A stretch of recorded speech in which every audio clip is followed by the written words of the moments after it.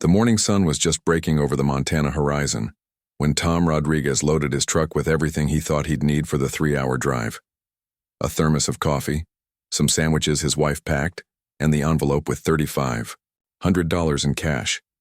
He'd been looking for a good quarter horse for months, and this ad on the internet seemed almost too perfect. The seller had posted pictures of a beautiful chestnut mare named Bella. She looked strong, well-trained, and the price was half what most horses were going for these days. Tom had called the number 3 times before someone finally answered. The man on the other end sounded rushed, almost annoyed, but he agreed to meet that same day. Tom had been running cattle on his family ranch for over 20 years. His old horse, Thunder, was getting too old for the long days of herding cattle across the rough terrain. At 15 years old, Thunder deserved to spend his remaining years grazing peacefully in the pasture. But Tom needed a younger, stronger horse to help him with the work.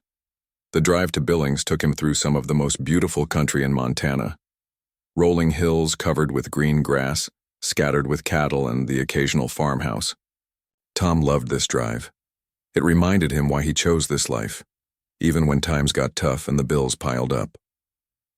As he got closer to the address, the landscape started changing. The houses became more spread out, some looking run down and forgotten. The roads got narrower with more potholes and loose gravel. Tom checked his GPS twice to make sure he was going the right way.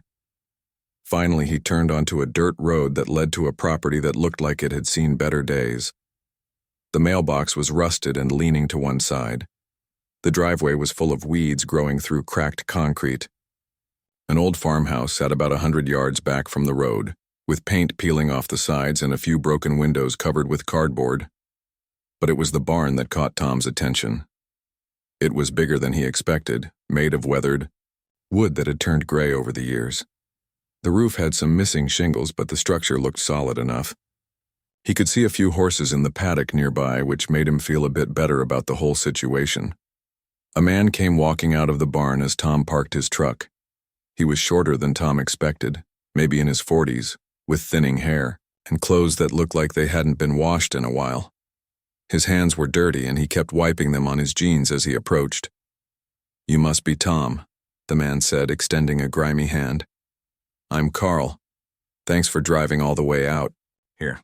Tom shook the man's hand, noticing how Carl's eyes kept darting around, never quite meeting his gaze. Carl seemed nervous, constantly checking his phone and looking back toward the house like he was expecting someone. "No problem," Tom replied. "I've been looking for a good horse for months. Your ad said she's well-trained?" "Oh yeah, Bella's great, real gentle, good with cattle. You'll love her," Carl said quickly, already walking toward the barn. "Let's take a look. I've got another appointment in about an hour, so we should probably get this done pretty quick." Tom found it odd that Carl was in such a hurry. Usually, when people were selling horses, they liked to talk about the animal's history, show off what it could do, maybe even let you ride it first. But Carl seemed eager to get the whole thing over with as fast as possible. They walked into the barn, and Tom immediately noticed how quiet it was. Most barns he'd been in had sounds, horses moving around, maybe some chickens, dogs barking in the distance. But this place felt almost dead silent, except for the occasional sound of hooves hitting the ground somewhere deeper in the building. The barn was bigger inside than it looked from outside. There were at least 12 stalls lining both sides of a central walkway. Most of them appeared empty, with their doors standing open. The smell wasn't quite right either. Tom had been around horses his whole life, and he knew what a healthy barn should smell like. This place had an odd, stale odor that he couldn't quite identify. Carl led him about halfway down the walkway and stopped at a stall on the right side. Inside was indeed a beautiful chestnut mare. She looked healthy enough, with a shiny coat and bright eyes. But something seemed off about her behavior. Most horses would come to the front of their stall when strangers approached, curious and hoping for treats. This horse stayed in the back corner, almost like she was trying to hide. "There she is," Carl said, his voice a bit too loud in the quiet barn. "Isn't she something? I hate to sell her, but I'm moving and can't take all the horses with me." Tom studied the horse carefully. She was definitely beautiful, and she looked strong enough for ranch work, but her behavior bothered him. Good ranch horses were usually friendly and curious about new people. This one seemed almost scared. "Can I go in and take a closer look?" Tom asked. Carl hesitated for just a moment. Sure, sure. Just be gentle. She's a little spooked today for some reason." Tom opened the stall door and stepped inside slowly, speaking softly to the horse like he always did. The mare's ears were alert, but she still wouldn't come forward. When Tom approached her, she didn't fight or resist, but she seemed tense, like she was ready to bolt at any second. As Tom was examining the horse, checking her legs and hooves, he started hearing something strange. At first, he thought it might be another horse moving around somewhere else in the barn, but the sound was different. It was coming from the far end of the building, and it almost sounded like someone crying or moaning.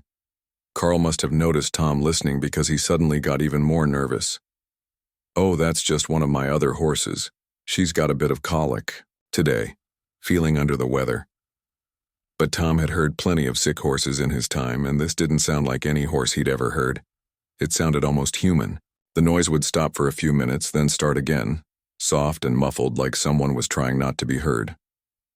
"The price is firm at $3,500, Carl said suddenly, even though Tom hadn't asked about negotiating. "Cash only, and I'll need to do this quick. Like I said, I've got somewhere to be." Tom's instincts were starting to tell him something wasn't right about this whole situation. Carl's nervousness, the way he kept checking his phone, the strange sounds from the back of the barn, and the horse's fearful behavior all added up to something that didn't feel normal. But he'd driven 3 hours and really needed a good horse. Maybe he was just being paranoid. Sometimes people were nervous when selling valuable animals to strangers, and old barns always had weird sounds. Still, as a former military police officer, Tom had learned to trust his gut feelings. Right now, his gut was telling him to pay attention to everything around him. Tom continued checking the horse, running his hands along her legs and looking at her teeth to guess her age. But that strange sound from the back of the barn kept pulling at his attention. It would come and go, sometimes barely audible, other times a little louder. Each time he heard it, Carl would start talking faster, trying to distract him. "She's only 6 years old, perfect age for ranch work," Carl was saying, his voice getting higher with each word. "Been working cattle since she was 3. Real smooth ride, too." The sound came again, and this time Tom was sure it wasn't any horse he'd ever heard. It was definitely coming from the far end of the barn, maybe from one of those stalls with closed doors. Tom had noticed when they walked in that most stalls were empty and open, but there were 3 or 4 at the very back that were shut tight. "What's in those stalls back there?" Tom asked, trying to sound casual. Carl's face went pale for a second. "Oh, just storage mostly. Some old tack, feed bags, that kind of thing. Nothing interesting." He pulled out his phone again and checked the time. "Listen, I really need to wrap this up soon. You interested in the horse or not?" Something in Carl's voice made Tom's military training kick in.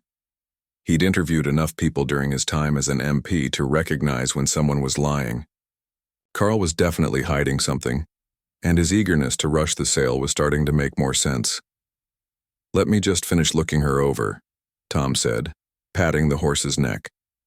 "I want to make sure she's sound before I spend that kind of money."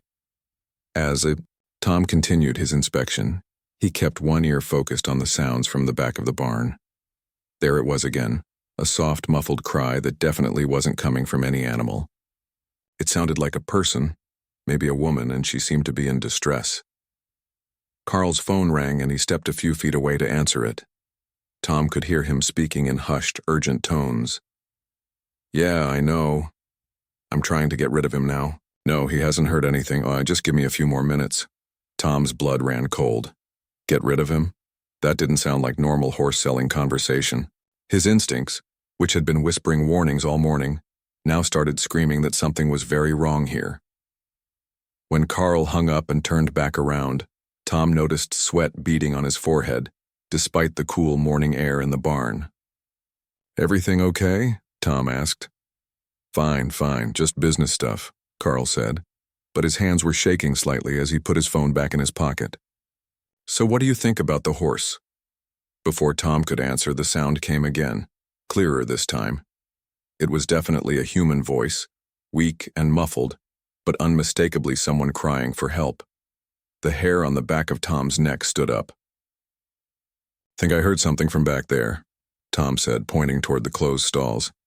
"Maybe I should take a look, make sure none of your animals are in trouble." "No," Carl said way too quickly and way too loud. Then he tried to recover. "I mean, like I said, it's just storage back there. Nothing you need to worry about." But Tom was already walking toward the back of the barn.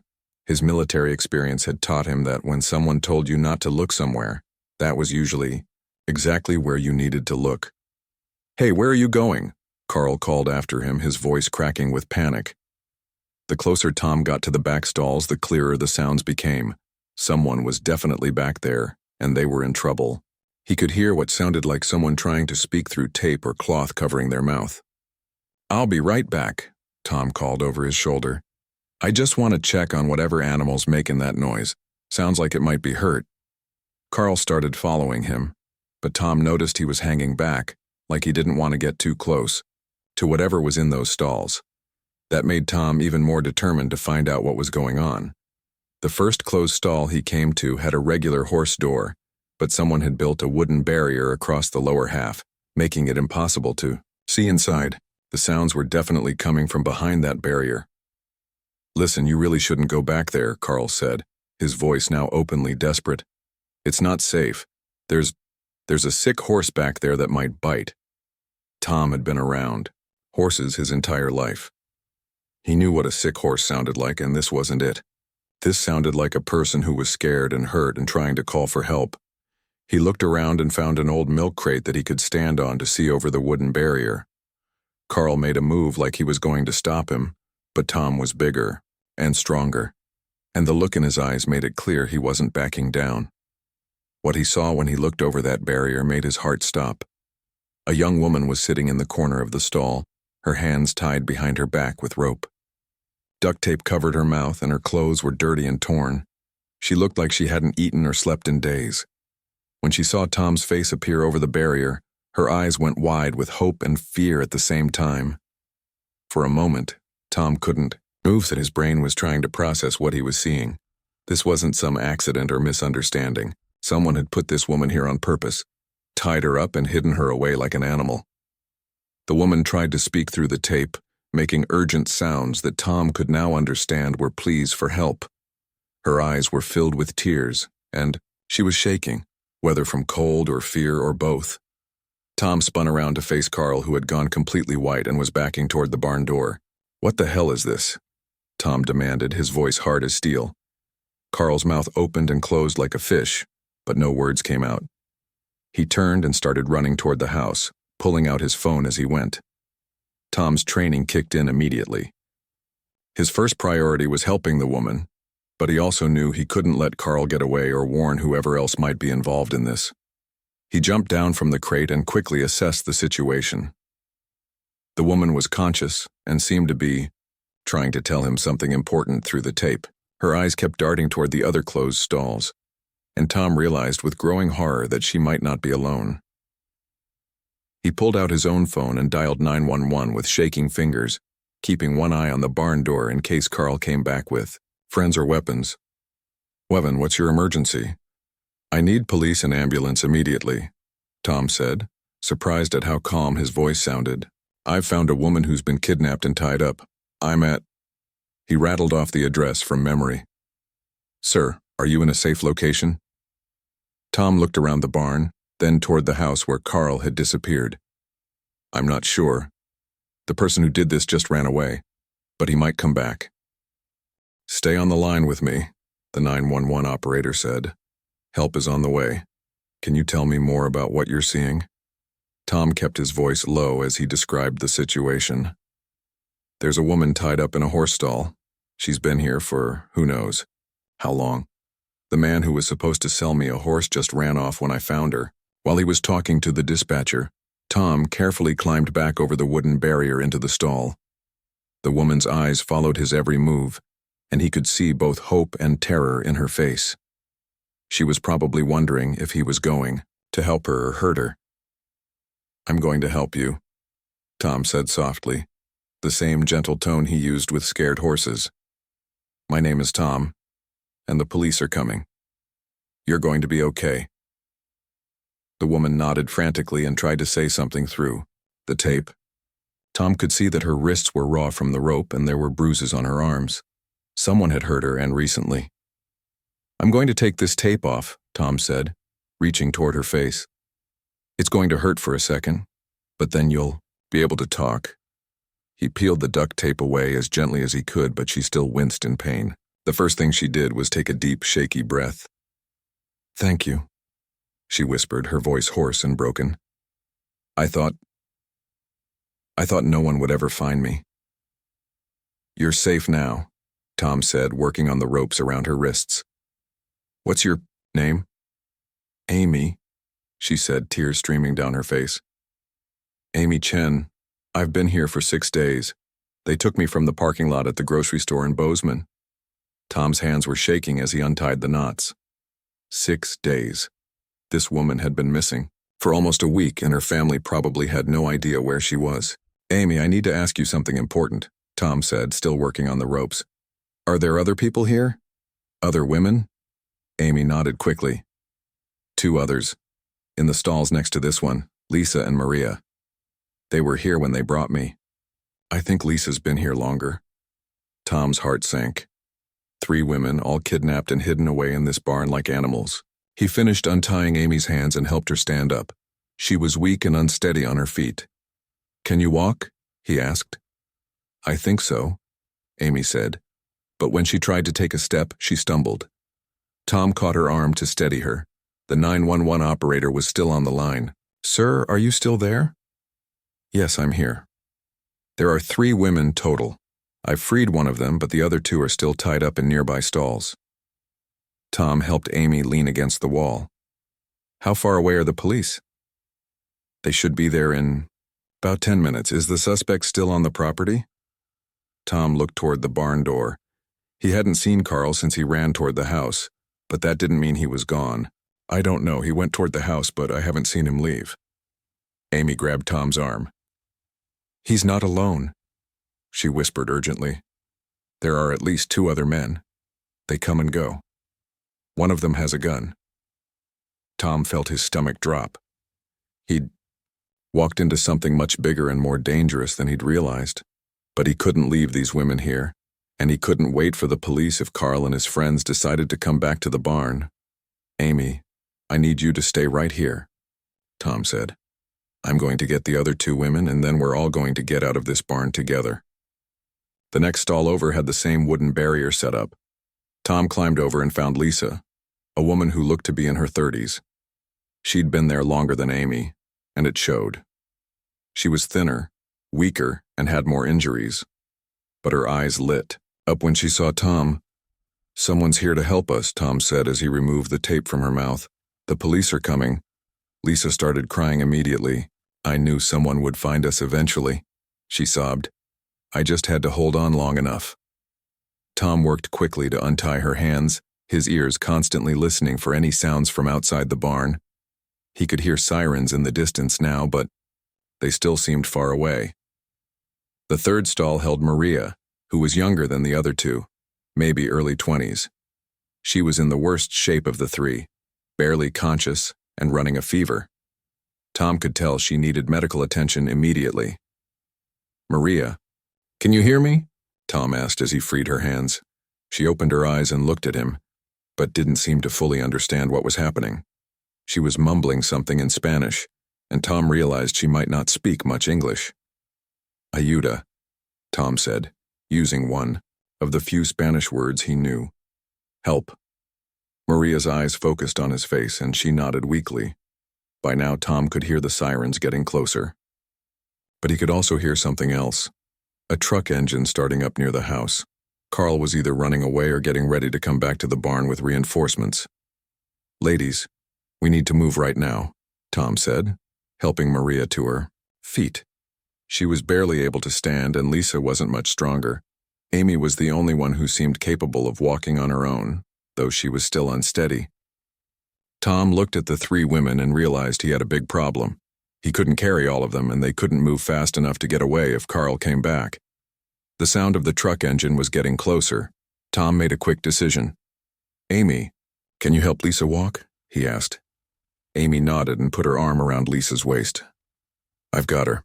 Tom picked up Maria, who was light enough that he could carry her. She was burning up with fever and kept drifting in and out of consciousness. They made their way slowly toward the front of the barn. Tom kept looking back toward the house, expecting to see Carl and his friends come running with weapons, but the property seemed quiet except for the approaching sirens. Just as they reached the barn door, Tom saw the truck. It was racing down the driveway toward the main road, kicking up a cloud of dust. Carl was running away, but Tom couldn't tell if there was anyone else in the truck with him. The first police car turned into the driveway just as the truck reached the road. Tom could see the officers trying to decide whether to chase the truck or come help the women. "Here!" Tom shouted, waving his free arm. "We need an ambulance." 2 police cars pulled up to the barn, and officers jumped out with their weapons drawn. Tom carefully set Maria down and raised his hands to show he wasn't a threat. "I'm the one who called 911, Tom said quickly. "These women have been kidnapped. One of them needs medical attention right away." The officers lowered their weapons and rushed over to help. One of them immediately got on his radio to call for more ambulances, while another started checking on Maria. Amy collapsed to her knees, finally letting herself believe that they were really safe. Lisa was crying and thanking Tom over and over. Again. Maria was unconscious now, but she was breathing. More police cars arrived along with 2 ambulances. Soon the quiet barn was filled with paramedics, police officers, and the sounds of radios crackling with urgent communications. As the paramedics worked on the 3 women, a detective approached Tom. "Sir, I need to get your statement about what happened here." Tom nodded, watching as they loaded Maria into the first ambulance. "I just came here to buy a horse," he said, still trying to process everything that had happened. "I never expected to find something like this." Detective Rachel Walsh had been working cases for 15 years, but she'd never seen anything quite like this. As she interviewed Tom at the police station later that day, she kept shaking her head at how lucky those 3 women were that he'd decided to trust his instincts. "So you'd never met Carl before today?" she asked, reviewing her notes. "Never," Tom replied, still feeling shaken by everything that had happened. "I just saw his ad online and called the number. Seemed like a normal horse sale until I got there." The detective nodded and made another note. "The truck got away, but we got the license plate number. We're running it through the system now." While Tom was giving his statement, FBI agents were already on their way from Denver. Detective Walsh had called them as soon as she realized the scope of what they were dealing with. This wasn't just a local kidnapping. It looked like something much bigger. Amy had been able to talk to investigators from her hospital bed. Her story was terrifying but incredibly helpful. She remembered being grabbed in the parking lot of a grocery store in Bozeman 6 days earlier. 2 men had forced her into a van, and she'd been driven to several different locations before ending up at Carl's barn. "They kept talking about moving us again," Amy told Agent Johnson, the FBI investigator assigned to the case. "Carl kept getting phone calls about pickup times and delivery schedules. It sounded like they were running some kind of business." Lisa's story was even more disturbing. She'd been missing for 3 weeks, taken from a rest stop while driving through Montana. She'd been moved between different locations, sometimes kept in basements, sometimes in abandoned buildings, and finally ending up in the barn. "There were other girls," Lisa told the agents. "I saw at least 5 different women during the time I was moved around. They're still out there somewhere." Maria was in the worst condition of the 3. She'd been missing for over a month, and her family in Colorado had given up hope of ever seeing her again. She was still too weak to give a full statement, but what she could tell investigators painted a picture of a well-organized operation. Back at Carl's property, crime scene investigators were finding evidence that confirmed their worst fears. The barn had been modified specifically to hold people. The stalls where the women were kept had been reinforced with additional locks and barriers. There were restraints, supplies, and paperwork that suggested this had been going on for months. Agent Johnson studied the documents they'd found in the house. "This isn't some small-time operation," he told Detective Walsh. "Look at these records. They've got routes mapped out across 5 states, contact information for dozens of people, and financial records showing hundreds of thousands of dollars in transactions. The breakthrough came when they traced the truck's license plate. It was registered to a company called Mountain Transport Services, which claimed to be a legitimate livestock hauling business. But when agents visited their main office in Billings, they found it was just a front. The whole thing was designed to look normal, Agent Johnson explained to Tom when he called to update him. They had real horse trailers, real livestock permits, even some legitimate customers. But they were using the business to move kidnapped women between different locations. The investigation moved quickly once they had the company name. Financial records showed payments to properties in 4 different states. Phone records revealed a network of people involved in the operation. And most importantly, they found addresses where other women might be held. Within 48 hours of Tom's discovery, FBI teams were conducting raids in Montana, Wyoming, Colorado, and Idaho. The first raid at a ranch outside Casper, Wyoming, found 2 more women who had been reported missing from different cities. They'd been held in a similar setup, a legitimate-looking horse operation that was actually a cover for human trafficking. The second raid hit a property in Colorado that the traffickers used as a main hub. Investigators found detailed records of their entire operation, including lists of victims, buyers, and locations. It was a sophisticated criminal enterprise that had been operating for over 2 years. But the most important raid happened at a truck stop in Idaho, where agents intercepted a delivery in progress. They arrested 3 men who were in the process of transferring 4 women to a new location. Without Tom's discovery, those women would have disappeared completely. As the investigation continued, the full scope of the operation became clear. Carl wasn't even one of the main players. He was just a low-level guy who provided temporary holding locations. The real leaders were running the operation from a legitimate business in Denver, using their trucking company to move women across state lines. They picked remote locations on purpose, Agent Johnson explained to the media during a press conference. Places where people minded their own business and didn't ask too many questions. They counted on the fact that most folks wouldn't get suspicious about a horse sale or livestock transport. The evidence showed that the traffickers specifically targeted women who were traveling alone, people who might not be missed right away. Amy was grabbed from a grocery store parking lot while visiting friends. Lisa was taken from a rest stop during a long drive. Maria had been walking to work when she disappeared. They looked for opportunities, Detective Walsh said. Women who were isolated, maybe in unfamiliar areas without a lot of people who would immediately notice they were gone. The horse sale angle was particularly clever. It gave the traffickers a reason to have people coming and going from their properties. It explained why there were trailers and transport vehicles around. And it provided a cover for moving their victims from one location to another. Tom couldn't believe how close he'd come to walking away without discovering anything. If that horse had been better behaved, if Carl had been less nervous, if I hadn't heard Amy crying, he told his wife later. I might have just bought the horse and left.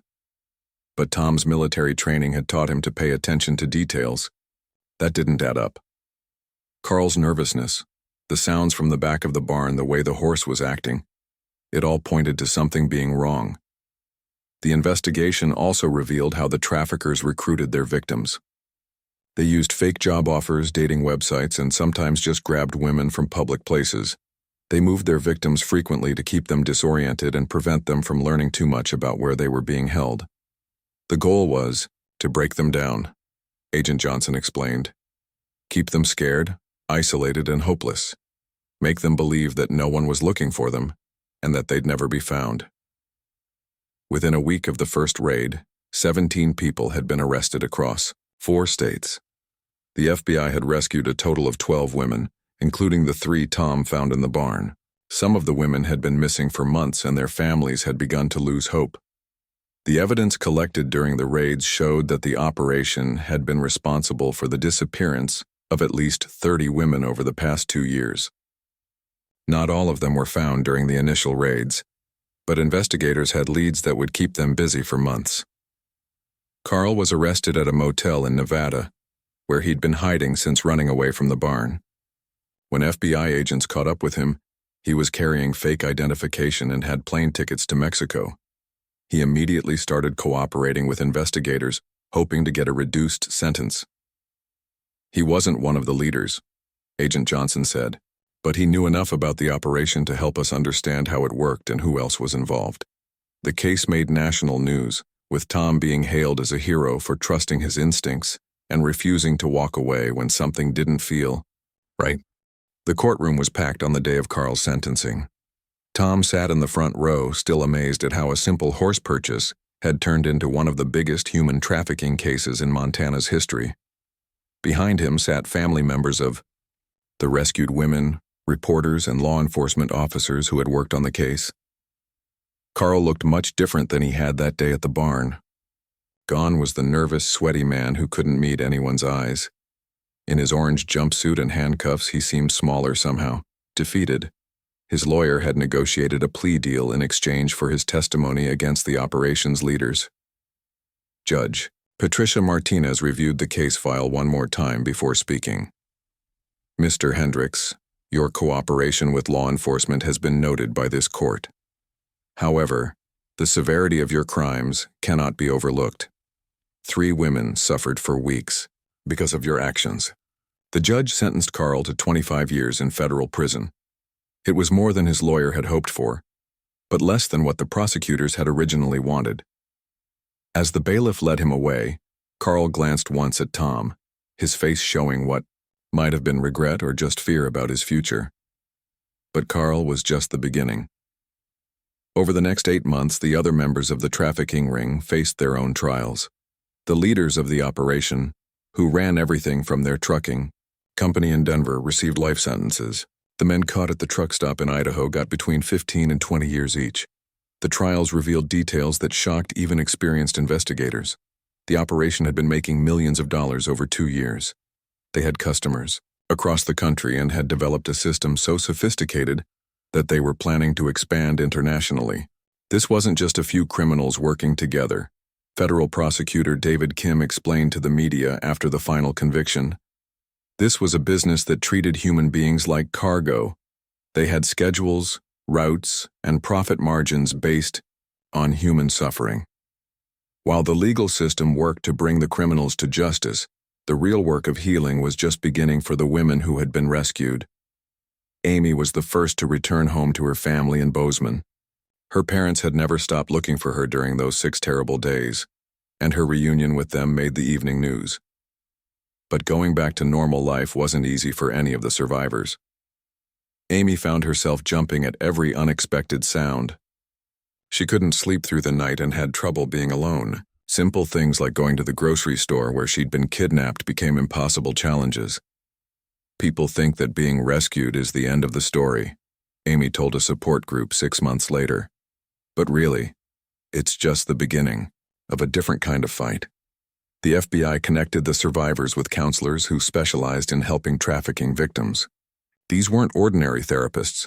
They understood the specific trauma that came from being kidnapped, held prisoner, and treated like property rather than a human being. Lisa's recovery was complicated by the fact that she'd been held longer than the others.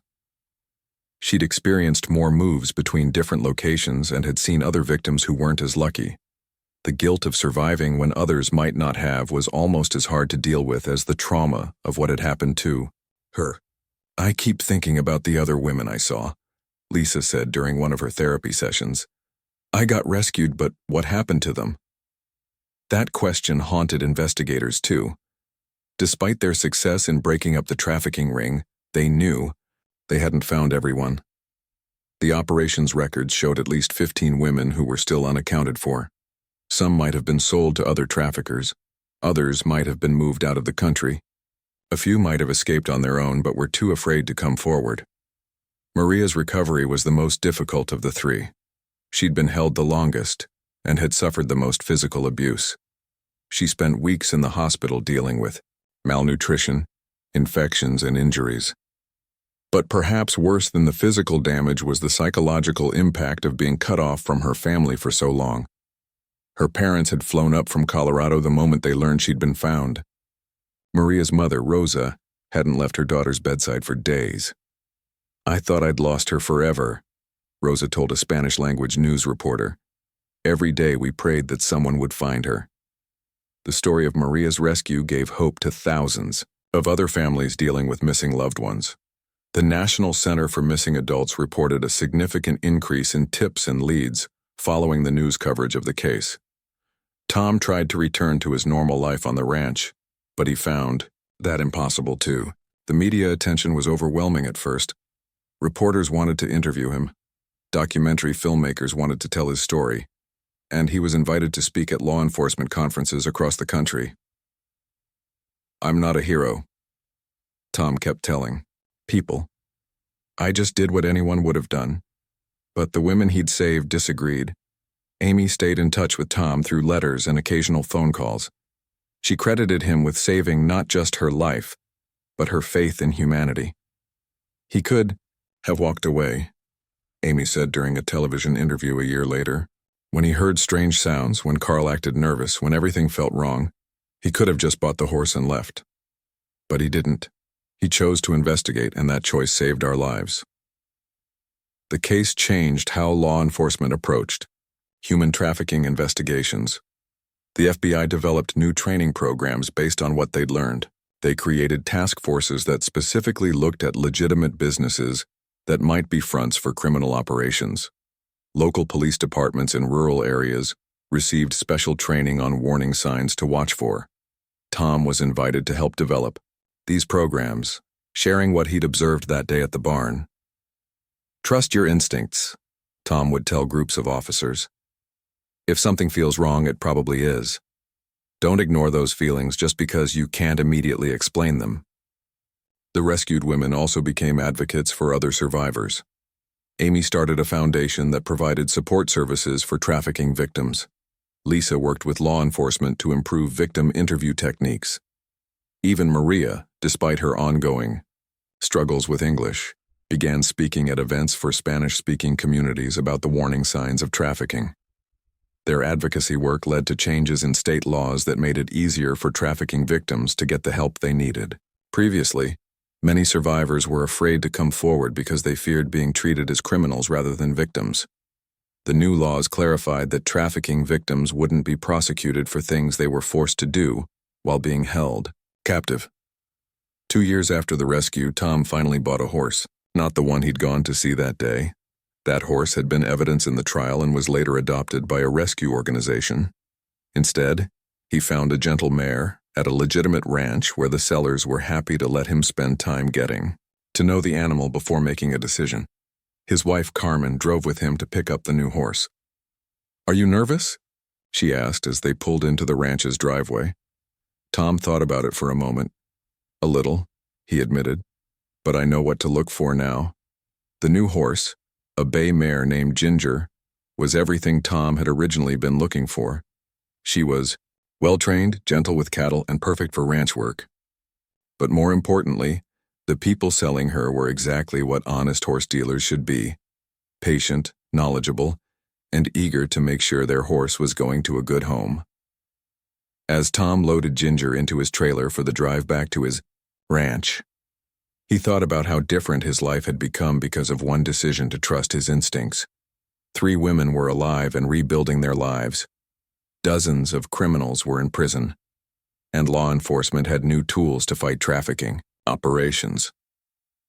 Sometimes he wondered what would have happened if he'd ignored those strange sounds from the back of the barn, if he'd just focused on the horse sale and minded his own business, if he'd let Carl's nervousness convince him to hurry up and leave.